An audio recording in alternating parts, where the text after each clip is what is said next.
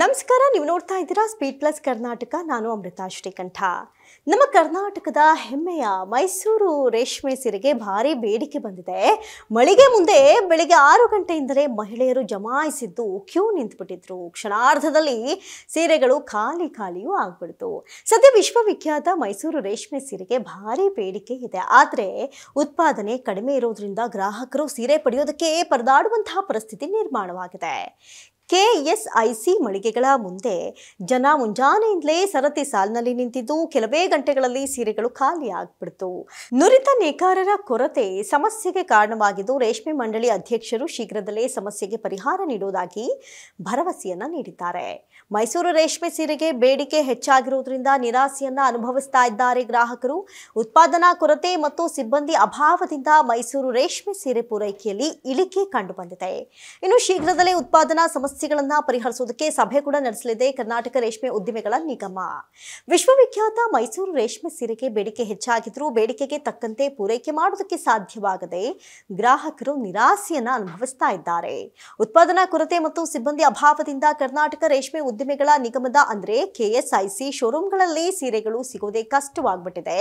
ಕೆಲವೇ ಗಂಟೆಗಳಲ್ಲಿ ಸೀರೆ ಖಾಲಿಯಾಗಿದ್ದು ಕೇವಲ 2 ದಿನ ಅಂದ್ರೆ ಬುಧವಾರ ಮತ್ತು ಶುಕ್ರವಾರದಂದು ಮಾತ್ರ ಮೈಸೂರು ರೇಷ್ಮೆ ಸೀರೆಗಳು ಮಾರಾಟಕ್ಕೆ ಲಭ್ಯವಿರುತ್ತೆ. ಆದರೆ ಮಾರಾಟ ಆರಂಭವಾದ ಕೆಲವೇ ಗಂಟೆಗಳಲ್ಲಿ ಸಂಪೂರ್ಣ ಸ್ಟಾಕ್ ಖಾಲಿ ಆಗ್ತಾ ಇದೆ. ಬೆಂಗಳೂರು, ಮೈಸೂರು ಮತ್ತು ಚನ್ನಪಟ್ಟಣದಲ್ಲಿರುವ ಕೆಎಸ್ಐಸಿ ಮಳಿಗೆಗಳ ಮುಂದೆ ಜನರು ಬೆಳಗ್ಗೆ 6 ಗಂಟೆಯಿಂದಲೇ ಸರತಿ ಸಾಲಿನಲ್ಲಿ ನಿಲ್ತಾ ಇದ್ದಾರೆ. ಆದರೂ ಅನೇಕರು ತಮ್ಮ ನೆಚ್ಚಿನ ಸೀರೆಯನ್ನ ಪಡೆಯಲಾಗದೆ ನಿರಾಸೆಯಿಂದ ಹಿಂತಿರುಗುತ್ತಿದ್ದಾರೆ. ಉತ್ಪಾದನಾ ಕೊರತೆಗೆ ಕಾರಣವೇನು ಅಂತ ನೋಡುವುದಾದ್ರೆ, ನಾಲ್ವಡಿ ಕೃಷ್ಣರಾಜ ಒಡೆಯರ್ ಅವರ ಕಾಲದಲ್ಲಿ ಪರಿಚಯಿಸಲಾದ ಮೈಸೂರು ರೇಷ್ಮೆ ಸೀರೆಗಳು ಜಾಗತಿಕವಾಗಿ ಇಂದಿಗೂ ತನ್ನ ಬೇಡಿಕೆಯನ್ನ ಹಾಗೆ ಉಳಿಸಿಕೊಂಡಿದೆ. ಆದರೆ ಮೈಸೂರಿನ ನೇಯ್ದ ಘಟಕ ಮತ್ತು ಟಿ ನರಸೀಪುರ ಹಾಗೂ ಚನ್ನಪಟ್ಟಣದಲ್ಲಿರುವ ಸಹವರ್ತಿ ಘಟಕಗಳಲ್ಲಿ ಉತ್ಪಾದನೆ ಭಾರಿ ಪ್ರಮಾಣದಲ್ಲಿ ಕುಂಠಿತಗೊಂಡಿದೆ. ಮೈಸೂರು ರೇಷ್ಮೆಗೆ ಬೇಡಿಕೆ ತೀವ್ರವಾಗಿ ಏರಿದೆ. ಆದರೆ ಅದಕ್ಕೆ ತಕ್ಕಂತೆ ಉತ್ಪಾದನೆಯಲ್ಲೂ ಕೂಡ ಹೆಚ್ಚಳ ಆಗಿಲ್ಲ.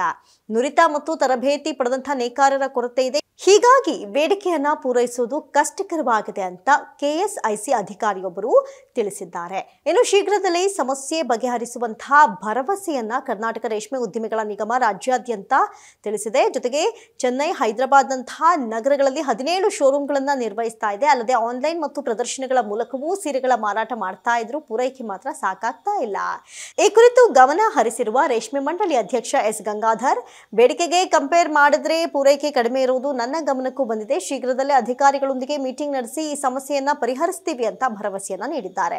ಬೆಲೆ ಎಷ್ಟೇ ಇದ್ರೂ ಒಂದು ಮೈಸೂರು ರೇಷ್ಮೆ ಸೀರೆ ಖರೀದಿಸಬೇಕು ಎಂಬುದು ಕನ್ನಡದ ಮಹಿಳೆಯರಿಗೆ ಹೆಮ್ಮೆಯ ವಿಚಾರ ಅಂತಲೇ ಹೇಳಬಹುದು. ಸದ್ಯದ ಪರಿಸ್ಥಿತಿಯಲ್ಲಿ ಇದು ಅಪರೂಪದ ವಸ್ತುವಾಗಿ ಉಳಿದುಕೊಂಡಿದೆ ಅನ್ನೋದೇ ಸದ್ಯ ನಮ್ಮ ಹೆಂಗಳಿಯರ ಬೇಜಾರು ಅಂತ ಹೇಳ್ತಾ ಇವತ್ತಿನ ವಿಶೇಷ ಕಾರ್ಯಕ್ರಮವನ್ನು ಮುಗಿಸ್ತಾ ಇದ್ದೀವಿ. ನೋಡ್ತಾ ಇರಿ ಸ್ಪೀಡ್ ಪ್ಲಸ್ ಕರ್ನಾಟಕ, ನಿಮ್ಮಿಂದ ನಿಮಗಾಗಿ, ನಿಮಗೋಸ್ಕರ.